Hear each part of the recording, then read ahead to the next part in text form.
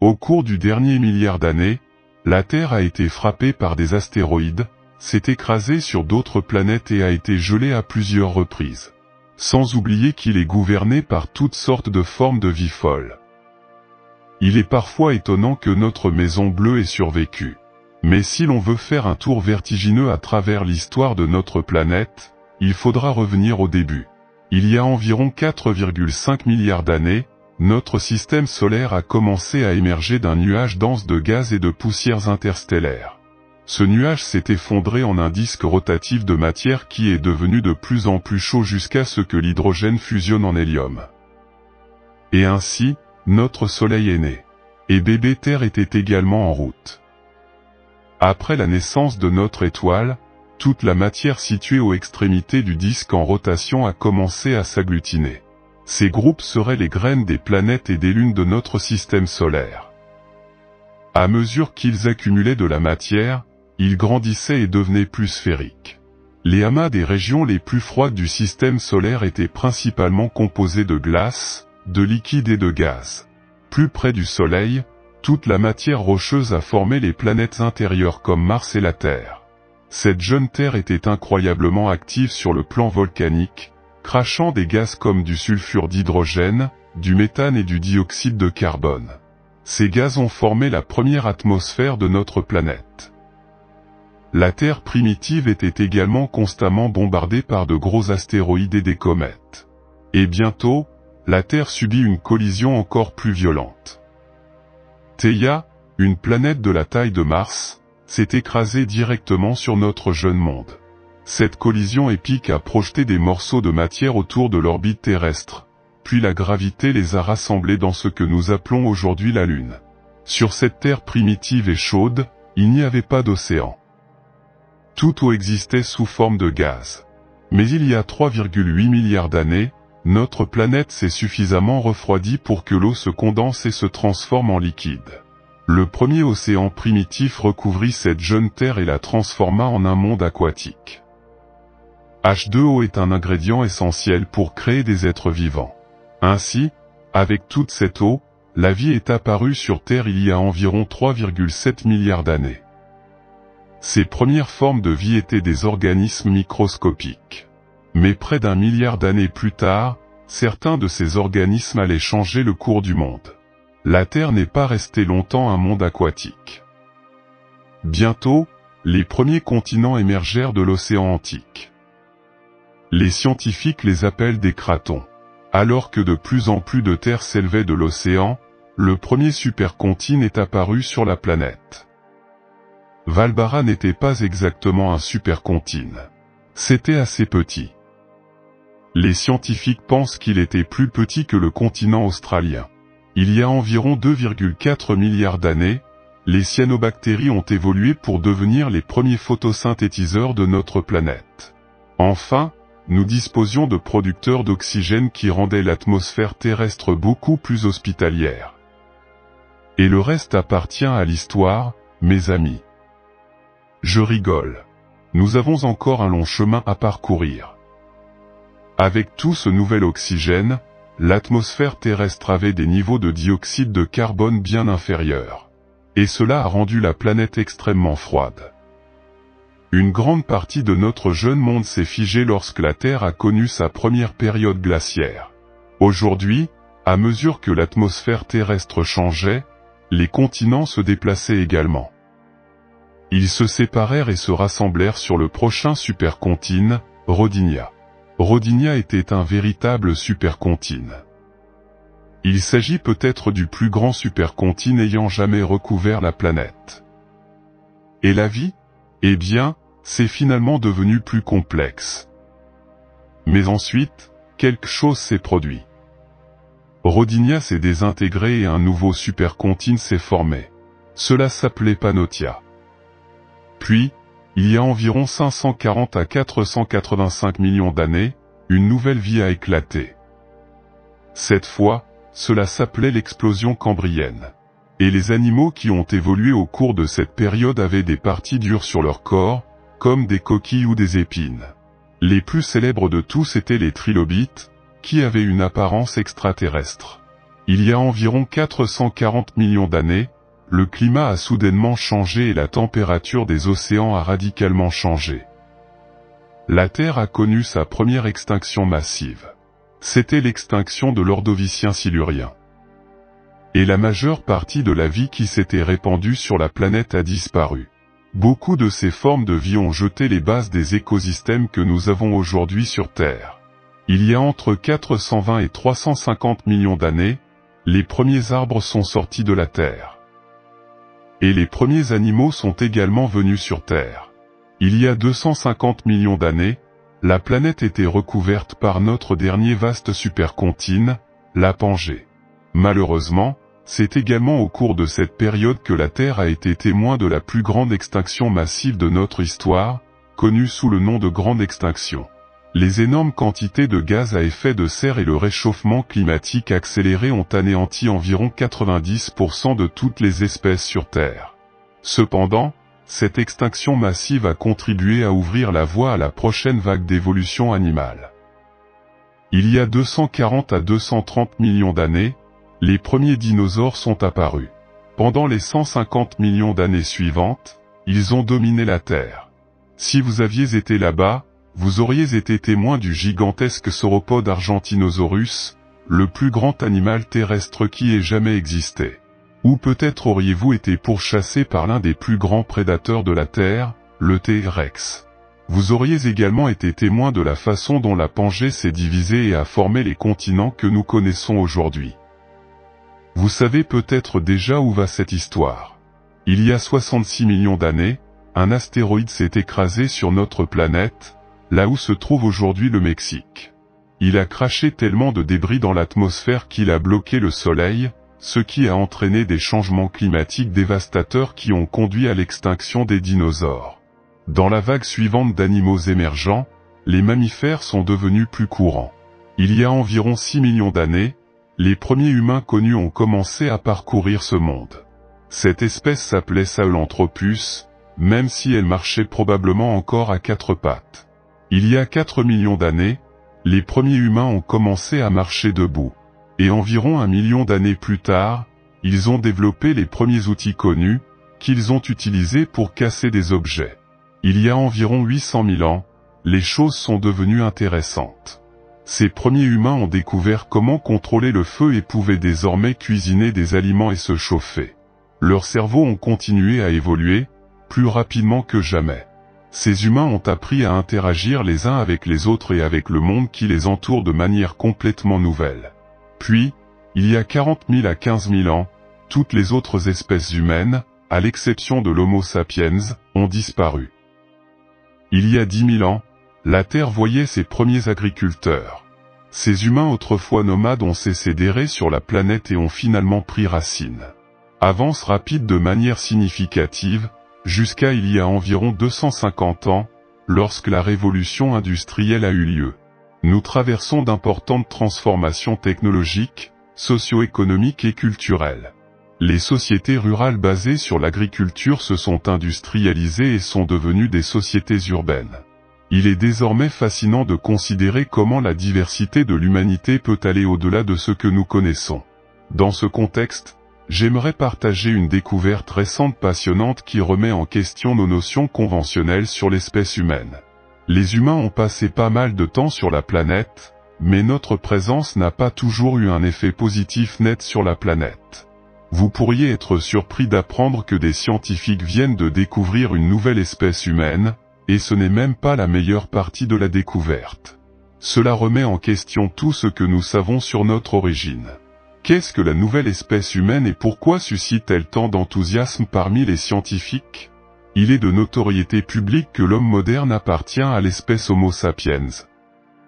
Cependant, ce que l'on ne sait pas, c'est comment l'Homo sapiens est apparu. Le long chemin évolutif qui a conduit à l'homme moderne a commencé par un seul pas, ou plus précisément par la capacité de marcher sur deux jambes. Sahelanthropus, l'un de nos plus anciens ancêtres connus, a amorcé la longue transition depuis une mobilité semblable à celle d'un singe il y a environ 6 millions d'années. Mais Homo sapiens n'apparaîtra que dans 5 millions d'années. Durant cette période, diverses espèces humaines ont vécu, évolué et ont disparu, se mélangeant et parfois s'accouplant en cours de route. Leurs corps ont évolué au fil du temps, tout comme leur cerveau et leur capacité de réflexion, comme en témoignent leurs outils et technologies. Les scientifiques mettent au jour d'anciens os et outils en pierre, étudient nos gènes et recréent les environnements changeants qui ont contribué à façonner le monde de nos ancêtres et à guider leur évolution. Pour mieux comprendre comment Homo sapiens a évolué à partir de ces anciennes lignées d'hominidés, qui incluent les humains modernes et nos plus proches parents et ancêtres disparus, ces éléments de preuve pointent vers l'origine de Homo sapiens en Afrique, mais pas nécessairement à un moment donné et dans un lieu précis. Au lieu de cela, il semble que des groupes distincts d'ancêtres humains ont évolué physiquement et culturellement dans un isolement relatif jusqu'à ce que les changements climatiques sur le terrain africain les amènent à se mélanger et à commercer occasionnellement, échangeant tout, des gènes aux méthodes d'outils. Les études génétiques chez l'homme moderne nous aident à comprendre nos migrations et notre évolution. Les Néandertaliens, nos plus anciens parents proches, vivaient il y a environ 430 000 ans et partagent un ancêtre commun avec nous. Il existe également des traces d'une autre espèce appelée Denisoviens dans notre ADN, bien que peu de fossiles aient été trouvés. Homo heidelbergensis, qui vivait il y a entre 200 000 et 700 000 ans, pourrait en être un ancêtre commun. Les fossiles présentent un mélange de caractéristiques modernes et primitives, indiquant différents groupes anatomiques à différents lieux et époques de l'histoire. Les fossiles trouvés dans divers endroits d'Afrique montrent des combinaisons de traits modernes et archaïques chez l'homme. Cela suggère que les gens étaient dispersés à travers le continent dès les premiers temps. Certains fossiles sont classés comme Homo sapiens en raison de leur similitude avec les humains modernes. Mais il y a des débats quant à savoir s'il s'agit d'une sous-espèce distincte. Classer les fossiles et déterminer quand les humains pleinement modernes sont apparus reste un sujet de débat. Des changements culturels se sont produits en Afrique il y a environ 300 000 ans, avec la transition vers des outils plus avancés. Bien qu'il existe des fossiles similaires à ceux de l'homme moderne, il existe également des cas de fossiles présentant des caractéristiques archaïques mais d'antiquité relativement récente, comme le crâne de la grotte d'Iwo et les rues au Nigeria, vieux de 13 000 ans. Nos ancêtres ont évolué au fil du temps, développant des outils et des technologies plus avancés. Il y a des millions d'années, ils ont commencé à utiliser des outils en pierre, puis ont adopté la culture acheuléenne il y a environ 1,75 million d'années. Au fil du temps, les outils et techniques de chasse se sont améliorés, comme l'utilisation de lances il y a environ 400 000 ans. Des preuves de différents types d'outils ont également été trouvées à divers endroits, indiquant la diversité des groupes humains en évolution. Des outils anciens ont été découverts en Inde, suggérant la possibilité que les premiers humains aient émigré d'Afrique plus tôt qu'on ne le pensait auparavant. De plus, des restes fossiles ont été découverts sur le mont Carmel en Israël, indiquant la présence de l'homme moderne il y a entre 177 000 et 194 000 ans le long de la Méditerranée. Des restes humains ont également été découverts à Kafsa, en Israël, datant d'il y a entre 100 000 et 130 000 ans, démontrant une longue présence dans la région. Ces découvertes témoignent de l'évolution et de la dispersion de nos ancêtres à travers l'histoire. Des grottes calcaires datant d'il y a 80 000 à 120 000 ans ont été découvertes dans le sud de la Chine. Un fossile de mâchoire vieux de 100 000 ans dans la grotte de Jirendong présente des caractéristiques archaïques mais ressemble également à Homo sapiens. Des dents à peine reconnaissables comme celles d'Homo sapiens ont été trouvées dans la grotte de Daoshang, ce qui suggère qu'il vivait déjà en dehors de l'Afrique. On suppose que les migrations auraient pu avoir lieu encore plus tôt, atteignant même l'Europe il y a environ 210 000 ans. Une autre découverte controversée est le fragment de crâne d'Épidémis en Grèce, avec un âge possible de plus de 200 000 ans. Mais il y a des débats sur sa classification et l'exactitude de la datation en raison de la difficulté de préserver les fossiles. De nombreuses tribus vivaient hors d'Afrique, mais elles ne sont pas liées à notre évolution. Les analyses génétiques révèlent que les peuples non africains font remonter la majeure partie de leur lignée à une migration historique il y a 50 000 à 60 000 ans, rendue possible par les changements marins et des conditions climatiques favorables. Les migrants africains ont peut-être interagi avec des hominidés plus archaïques, mais leur lignée semble avoir disparu ou avoir été remplacée par des migrations ultérieures. Tout au long de l'histoire, Homo sapiens n'était pas la seule espèce humaine. Nous coexistons et nous croisons avec d'autres hominidés, certains encore non identifiés. Cependant, ces espèces ont disparu, laissant Homo sapiens comme seul représentant de l'humanité. Un exemple est Homo floresiensis, connu sous le nom de Hobi, une petite espèce humaine trouvée à Flore, en Indonésie, jusqu'il y a environ 50 000 ans. Bien que nous ne connaissions pas leur sort, ils n'ont aucun lien avec les humains modernes. Les Néandertaliens, quant à eux, ont été trouvés en Eurasie, du Portugal et des îles britanniques à la Sibérie. Alors que l'Homo sapiens est devenu plus répandu dans ces régions, l'homme de Néandertal a disparu il y a environ 40 000 ans. Bien que certaines preuves suggèrent que certains ont survécu dans des endroits comme Gibraltar jusqu'il y a 29 000 ans, des traces d'entre eux peuvent encore être trouvées aujourd'hui dans l'ADN des humains modernes. Les Denisoviens, mystérieux cousins des Néandertaliens, ont laissé peu de fossiles identifiables et leur apparence et leur nombre d'espèces sont encore incertains.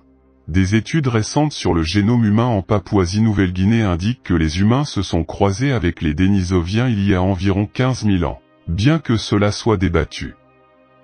De nombreux Asiatiques ont aujourd'hui entre 3 et 5% d'ADN dénisovien, révélant un passé commun. Le crâne de Dragon Man, découvert en Chine dans les années 1930 a suscité un débat et pourrait changer notre histoire ancestrale. Le crâne, censé appartenir à une nouvelle espèce humaine appelée Homo longi ou l'homme dragon, présente des caractéristiques inhabituelles et une taille extraordinaire.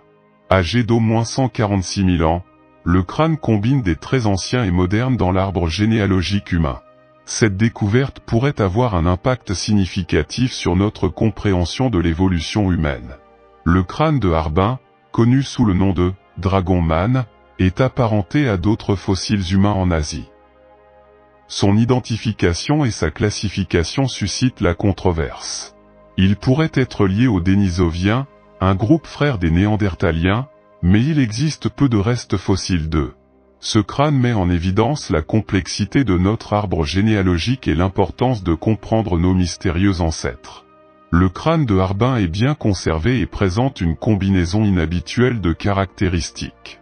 Il a une forme basse et large avec un front haut, caractéristique des anciens hominidés. La dent conservée dans le crâne a 3 racines, ce qui est inhabituel chez l'homme moderne. Cependant, d'autres caractéristiques ressemblent davantage à notre propre espèce, comme les pommettes délicates et plates.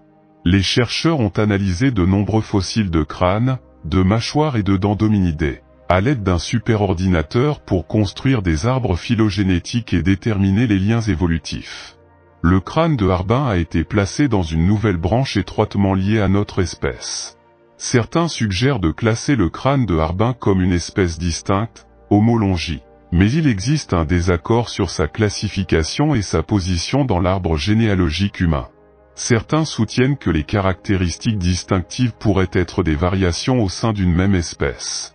L'homme dragon, représenté par le crâne de Harbin, n'est pas considéré comme une espèce distincte définitive. Des similitudes ont été trouvées avec le crâne de Dali et des Denisoviens, un groupe énigmatique qui vivait en Asie. Une mâchoire fragmentée a été récemment découverte au Tibet et on pense qu'elle appartient aux Denisoviens, et l'homme dragon est étroitement lié à cette mâchoire. Selon le nouvel arbre phylogénétique proposé, l'ancêtre commun des Néandertaliens et des Denisoviens a divergé des ancêtres de l'Homo sapiens il y a environ 600 000 ans. Les Néandertaliens se sont répandus en Europe et au Moyen-Orient, tandis que les Denisoviens se sont répandus en Asie. Même si les relations entre ces groupes sont étroites, leur résolution est difficile. Les analyses génétiques ne sont pas réalisées sur Dragon Man en raison de la destruction que cela entraînerait sur le fossile. Cependant, les chercheurs restent prudents et ouverts à de nouvelles preuves. En bref, Dragon Man représente un défi pour la classification et la catégorisation des ancêtres humains. Leur découverte met en évidence la complexité de la nature et la difficulté de définir clairement les espèces. Selon les chercheurs, le climat froid et rigoureux d'il y a 146 000 ans à l'emplacement de Dragon Man pourrait avoir contribué aux caractéristiques accidentées du crâne. L'environnement isolé peut également avoir joué un rôle dans les particularités du fossile. Des données complètes et des photos détaillées de Dragon Man sont accessibles au public, permettant à d'autres chercheurs d'explorer davantage cet hominidé. De plus, un crâne ancien a été découvert en Israël et pourrait provenir d'une population distincte d'Homo ayant vécu il y a entre 420 000 et 120 000 ans. Cette population a échangé sa culture et son ADN avec l'Homo sapiens environnant pendant des milliers d'années. L'étude a révélé des caractéristiques distinctes dans l'os pariétal de cette personne, qui diffèrent de l'Homo sapiens ancien et moderne. Ces découvertes soulèvent des questions sur la diversité et l'évolution des premiers humains, et les chercheurs continuent d'analyser et de comparer les fossiles pour en savoir plus. Le crâne de Dragon Man présente des caractéristiques à la fois archaïques et néandertaliennes, le distinguant des autres Homo sapiens. Il est suggéré que d'autres fossiles découverts en Israël pourraient appartenir à ce nouveau groupe humain. La dame de Tabun, un spécimen important, pourrait être apparenté au groupe Homo de Necharanla. Cela pourrait expliquer certaines incohérences dans leur anatomie et suggère un flux génétique précoce entre Homo sapiens et Néandertaliens. Le métissage entre ces populations était plus courant qu'on ne le pensait auparavant. 6000 outils en pierre ont été découverts sur le site de Necharanla, créés de manière similaire à ceux de l'Homo sapiens contemporain. Cela suggère que l'Homo et l'Homo sapiens de Necharanla ont échangé des idées et des technologies. Des restes d'animaux chassés et consommés sur le site ont également été retrouvés, notamment des tortues, des gazelles, des sangliers et des autruches. En outre, un feu de joie a été découvert, démontrant que l'Homo de Necharanla contrôlait et utilisait le feu de la même manière que l'Homo sapiens et les Néandertaliens. La préservation de ce feu de joie pendant si longtemps est étonnante. Aujourd'hui, c'est le plus ancien feu de joie intact jamais découvert dans la nature. Que pensez-vous de ces espèces nouvellement découvertes? Nous aimerions connaître votre avis dans la section commentaires ci-dessous.